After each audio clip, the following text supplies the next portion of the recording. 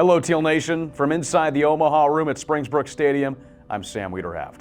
Around this room tells the story of the 2016 Coastal Carolina Chanticleers and the path to their first ever national championship in their first trip to the Men's College World Series. Now, 9 years later, I'm going to tell you how the Chants got back to Omaha as we relive the moments that made this 2025 season so special. Swing on and miss! Ball game over! Your 2025 Sun Belt champions! Your 2025 Conway Regional champions! Your 2025 Auburn Super Regional champion!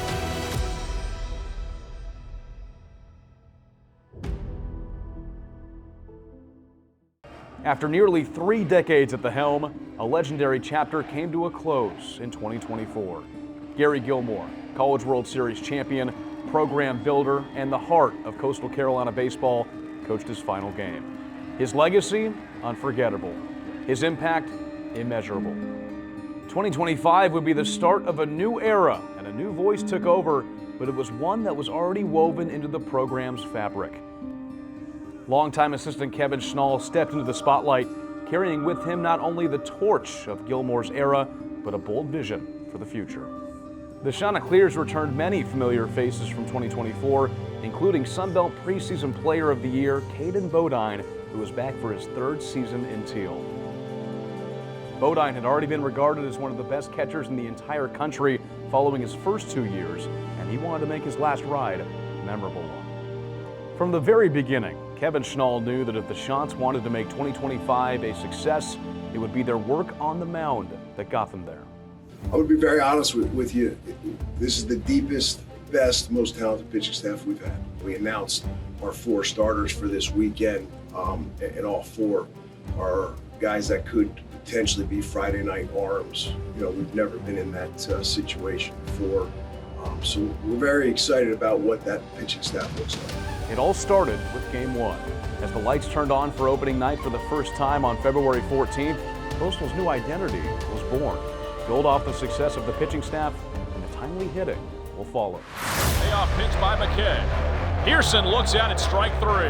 Lifted over in the right field. That'll drop for a base hit. A 3-hit ball game for Jordan. Here comes Dooley. Coastal gets another run. Little looper by Mijos. That'll drop in left center field.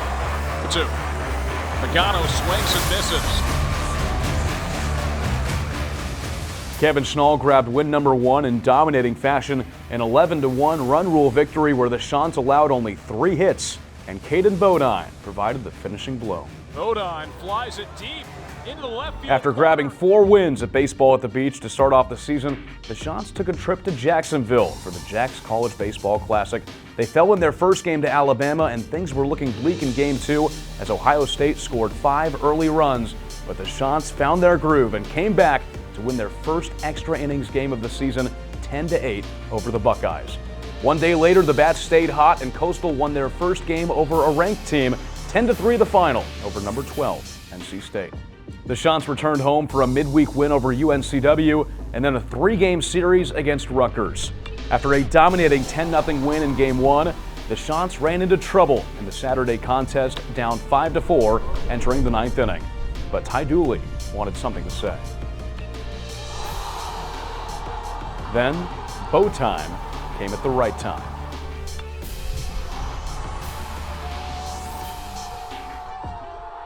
Coastal was off to a 10-2 start and entered the rankings for the first time, setting up a top 25 matchup with North Carolina in Chapel Hill. The Tar Heels would prevail in a 5-4 win in 11 innings, and it would be the last midweek start for a man named Jacob Morrison, who was moved into the weekend rotation the next series against ECU.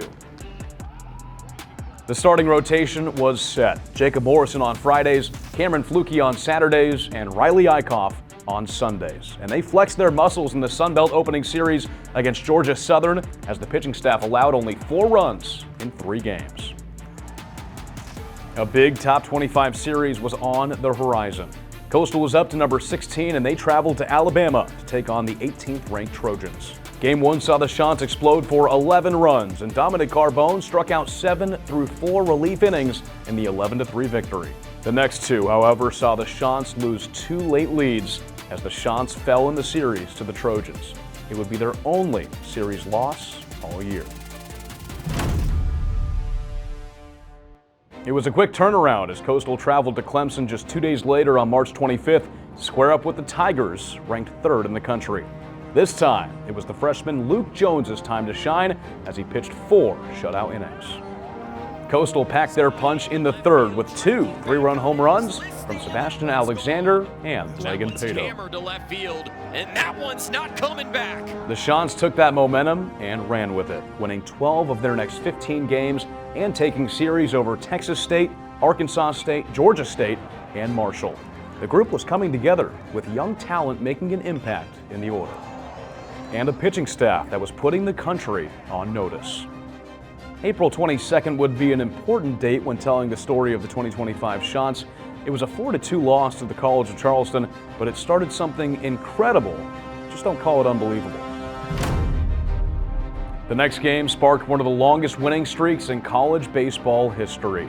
Coastal trailed 1-0 to JMU almost the whole game until Dom Tazi provided the heroics with 2 outs in the 9th and the floodgates opened. Dominico Tazi, what a clutch moment! After back-to-back weekend sweeps of JMU and App State, it would be Clemson's turn to come to Conway for a midweek matchup.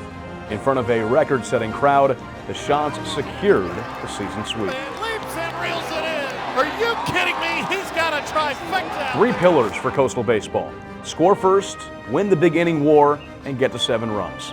Yeah, that happened quite a few times over the next few weeks. The winning streak stood at 14 games as the Chanticleers won the Sun Belt regular season title and took the #1 seed to Montgomery. If you thought this Teal train was slowing down in the postseason, it was full steam ahead. Ball is hit into shallow right field for a base hit. Ball is hammered to right field. Barthel. That ball is laced into right field, sliding safe. The matchup everybody wanted to see took place in the championship. Southern Miss finished second to Coastal in the regular season, and they had won 18 straight games.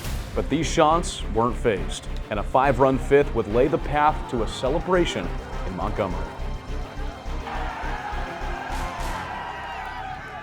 For the second time in 3 years, the NCAA tournament would be coming to the beach with 18 straight games being covered in teal. With excitement floating over Springs Brooks, so were the clouds, and the first game of the Conway Regional against Fairfield would have to wait a little longer to get started.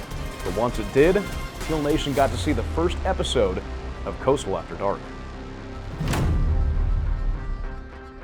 Payoff pitch, hit in the air well to left field, and this ball is gone! East Carolina took down the Florida Gators to set up a rivalry game in the semis. Both purple and teal filled the stadium to watch the Pirates and the Chanticleers go blow for blow, but the knockout punch was delivered by Colby Thorndike in the 7th. The story tonight, Colby Thorndike changed everything. Solo home run early and then a big swing later. That's the grand slam. First pitch ambush.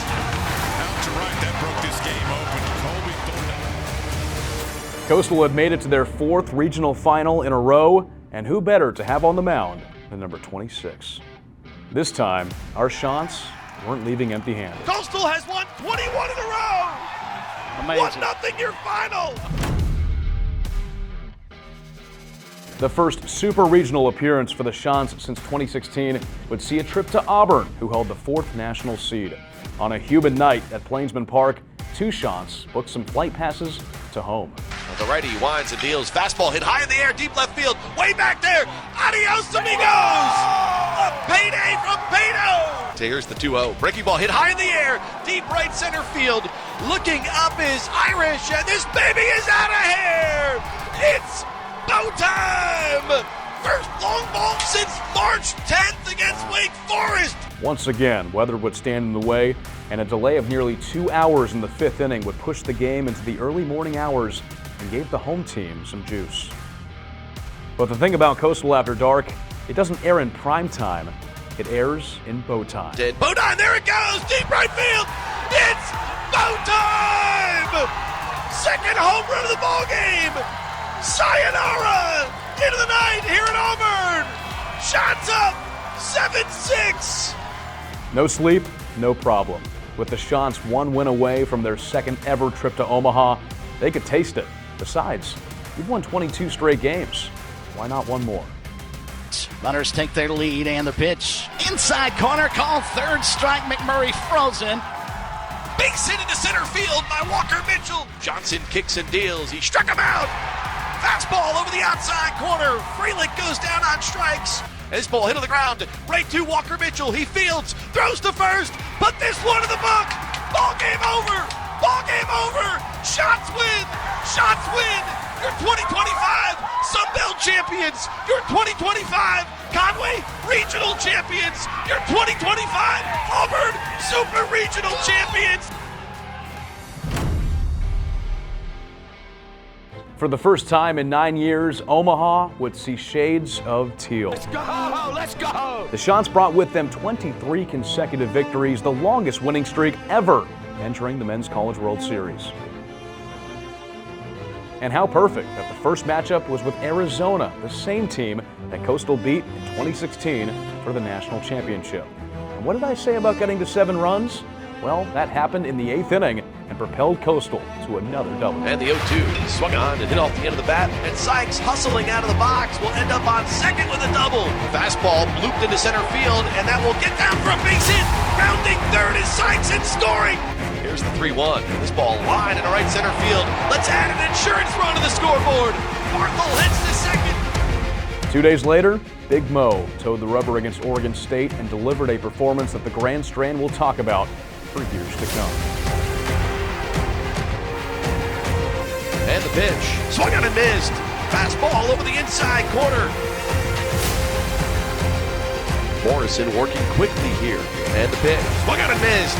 Morrison strikes out number 7. The Omaha Heat had found its way to Colby Thorndyke's bat, who set the tone in the first inning once again against Louisville, with Coastal 1 win away from the finals. Deep into right center field, and that'll find the gap, and one hops the wall. 3 runs are going to score. Thorny does it again. In what will be the final start of his Coastal career, Riley Eichhoff navigated through the first 5 innings and paved the way for the Chanticleers to win their 26th straight and make the championship series. 2 trips to Omaha and 2 trips to the finals. It would be a best-of-3 series against LSU, where Coastal turned to Cameron Flukie in Game 1, and you couldn't have asked for much more from the flame-throwing right.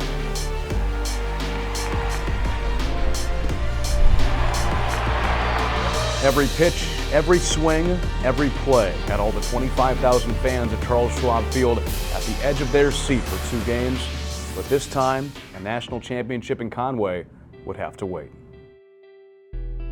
2025 will be remembered as one of the best seasons in Coastal Carolina baseball history and arguably the best team to ever play in teal. The Chants finished with a program record 56 wins on the season and the second best ERA in the entire country. Following the season, Caden Bodine was named the Buster Posey Award winner for the best catcher in the country. Jacob Morrison was named the Pitcher of the Year by the American Baseball Coaches Association, and him and Caden Bodine were each first-team All-Americans by D1 Baseball, with Cameron Flukie joining them on the 3rd team. In his first year as the head shot, Kevin Schnall was named the Coach of the Year by Baseball America, and pitching coach Matt Williams, the leader of the War Room, was named the Assistant Coach of the Year by D1 Baseball. Coastal Carolina baseball has had a long tradition of success under their mantra, selfless and relentless. 2025 proved that the Teal is for real. And when the calendar turns to 2026 and Teal Nation returns to Springbrook Stadium, one thing is clear. Coastal Carolina baseball isn't going anywhere. The Chants are just getting started.